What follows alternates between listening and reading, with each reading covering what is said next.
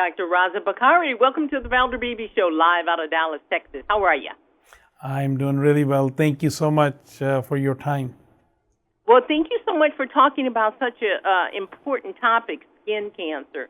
Could you define what skin cancer is? What are we saying and what are we going to talk about? So we are focused on non-melanoma skin cancers, particularly basal cell carcinoma of the skin, which is the most common cancer in the United States, with nearly 5 million new cases that are diagnosed every year. And at a given time, there are 7 million patients in the queue seeking treatment at a cost of $15 billion that is rapidly growing. So it's a substantial problem, and that is what our focus is, to bring to market a non-invasive treatment regimen, which is cost-effective. It is also relatively painless and aesthetically pleasing.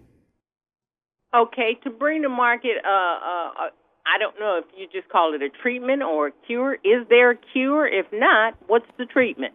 Well, actually, our treatment alternative is a cure, though generally speaking, you're correct.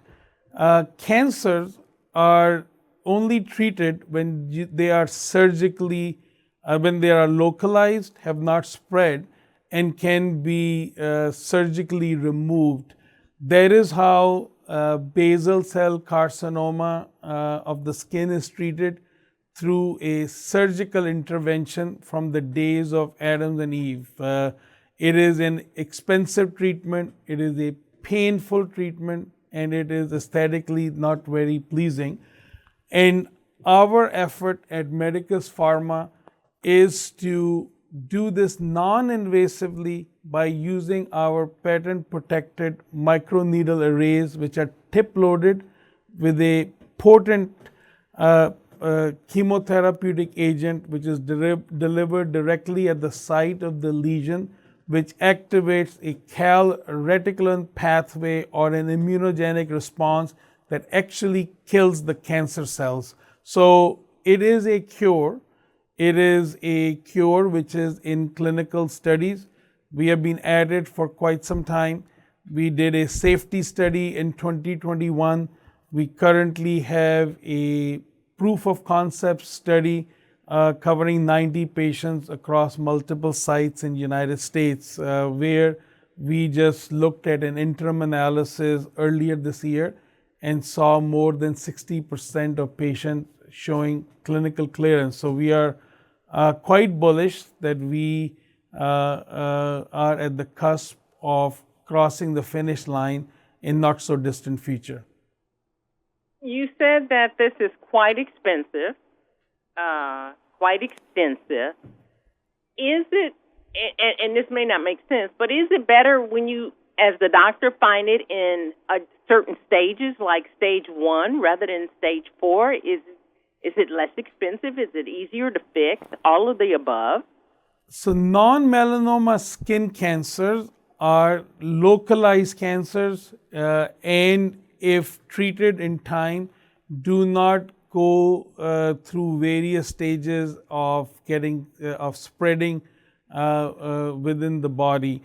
In United States, we are very fortunate. I think less than 2% of the patients become metastatic when exposed to non-melanoma skin cancer.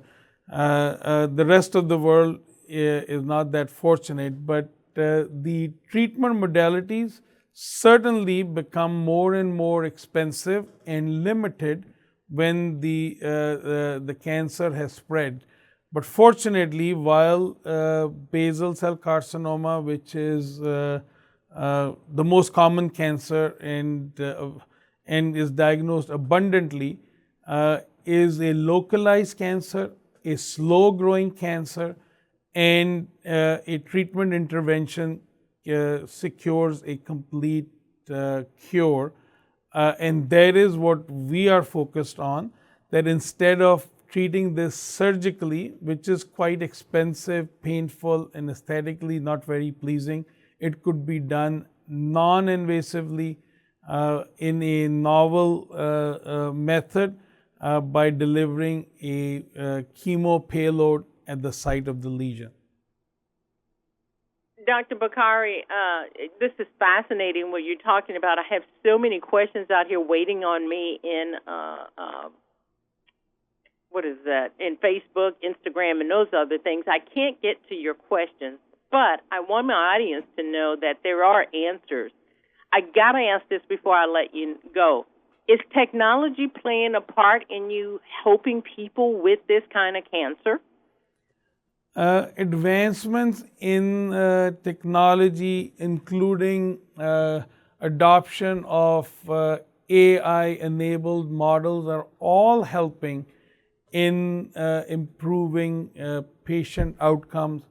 Our technology that comes out of Carnegie Mellon and University of Pittsburgh is a very elegant way of delivering a known chemotherapeutic agent, doxorubicin, that has been very well studied over several years, that could be microdosed and delivered in a safe and relatively effective manner, and directly at the site of the cancer lesion in an office setting in 3 settings of 30 minutes spread over 2 weeks.